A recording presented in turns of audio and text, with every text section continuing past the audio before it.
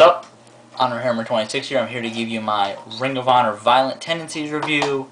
Before I get to that, however, I just want to say a big thank you to Reed and Andy of Those Wrestling Guys 09. I won the their Mega Card Challenge. It was very nice of them to pick me as the winner, and I cannot thank you guys enough. I got about like 14 new subscribers because of it, and that's awesome. So thank you guys very much. Secondly, I'm now in school. Boo. Whatever. First day was good though, so. And I did start today. So, Violent Tendencies review, let's get to that.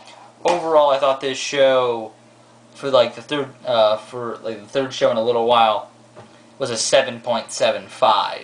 But this time was a little different feel to the show because they had, up until the final two matches, they had one match that was good. Everything else was okay to bad, kind of. And the two main event matches were both great. And one of them is actually going to make my Match of the Year countdown. I'll get to that in a minute. Alright, so we started off the night with another Misawa 10-bell salute. This time KENTA was in the ring holding a photo of him. I thought this one was actually a little better of the two. So I thought it was a little better that they did that, and they actually play Misawa's theme song after the 10-bell salute. So I thought it was cool right there. Then the first match of the night, Grizzly versus Silas Young. This was the worst match of the night. This is not a good place for this. It should have been in the middle of the card where it's an afterthought. I give it a 1.5. It's not much. It's just a very, very kind of dull match in my opinion, and just looked kind of sloppy and just not good. So 1.5 there. Next we got Brent, Albright, and Erick versus Kenny King and Rhett Titus. This match was okay. I think it could have been a lot better. I don't know why they were holding back. At least it seemed that way. And Kenny King was doing a lot of Michael Jackson moves. Did like a couple of those, even though because this was the day after Michael Jackson died. So that kind of added to the match. I'm gonna give it 2.25. Just I feel that these two tag teams are very good, and that they could maybe put on a little better match with each other. Next we got Nigel McGuinness versus Cluadio Castagnoli. This is Nigel McGuinness' return to a main show. He had made 2 previous appearances on a TV taping. So this is his first real show return. This match was okay. It was an okay match. It was the match of the night to that point.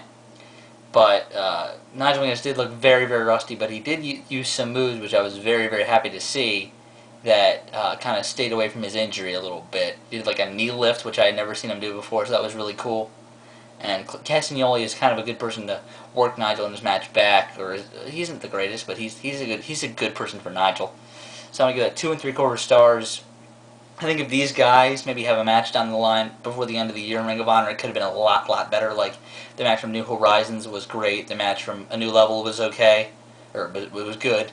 So there's that. Next we got the Ring of Honor debut of Josh Raymond and Kristen Abel with their manager Truth Martini. Together they are known as House of Truth versus the team of Kevin, Steen, and Generico. This was match of the night to that point. It was just like decently good. Kristen Abel kind of wore some very, very weird and stupid ring attire, I felt. Because he had like a sash and like it kind of looked like pantyhose, and it was just kind of weird in my book. For those of you who remember, Josh Raymond was in WSX, is Nate Webb's tag team partner. I had to look that up, as he was a part of the Trailer Park Boys. So both of them had moves that were kind of cool, though. Kristen Abel kind of did this like fireman's carry suplex kind of move that was pretty cool, and Josh Raymond did a standing shooting star press, kind of like a shooting star press cross body that was pretty cool in my book. And they had some other moves that were pretty cool as well. Truth Martini is kind of a good heel manager. I liked him a lot. And I just want to get a little more opinion on all 3 of them before I really think that they should be a good tag team, or I just want to see whether this was kind of a fluke. 3 stars. Kevin, Steen, and Generico were their basic selves in this match.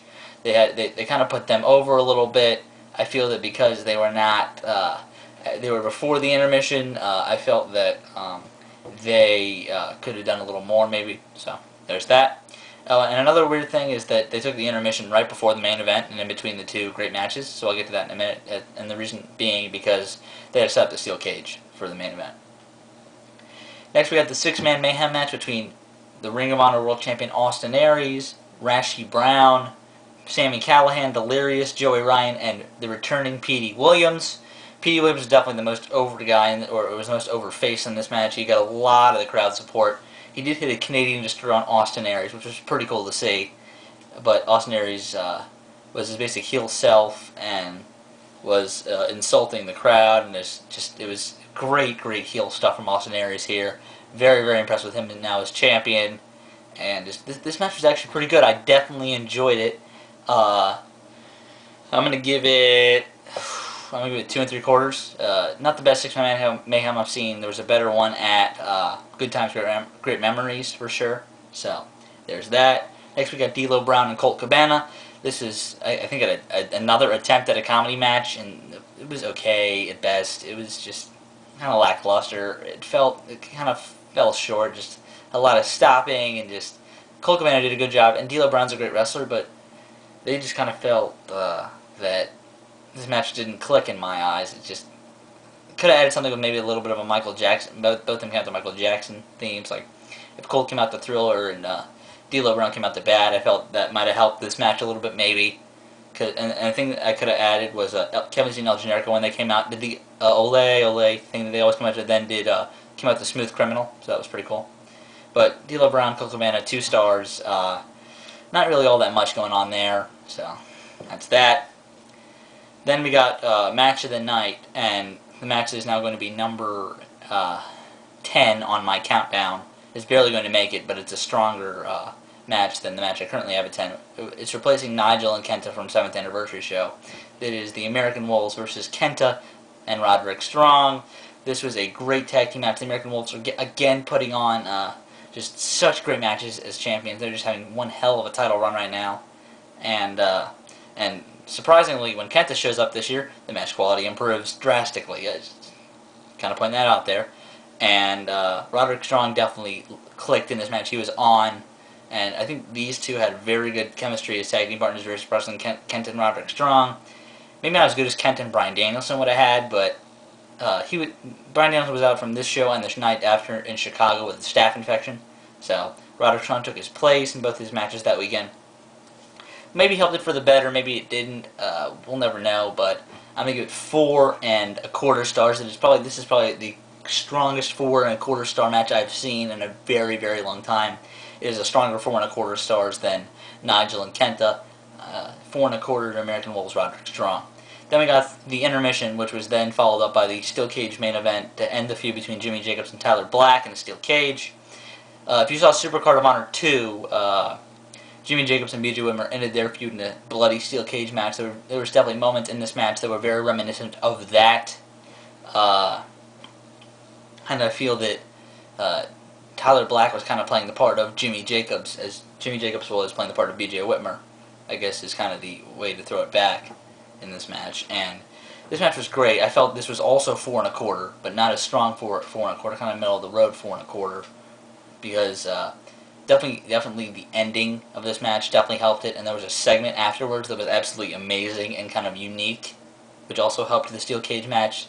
So it was not as barbaric as Jacobs and Aries feud ender was, or definitely not as barbaric as Jacobs and Whitmer was, but it was still a very great match. 4 1/4. Overall, I'm gonna give the show a 7.75 again. It wasn't great, but it was a very, very good show. I felt that a couple matches under-delivered, so that's why it was not great. And I'll see you guys later.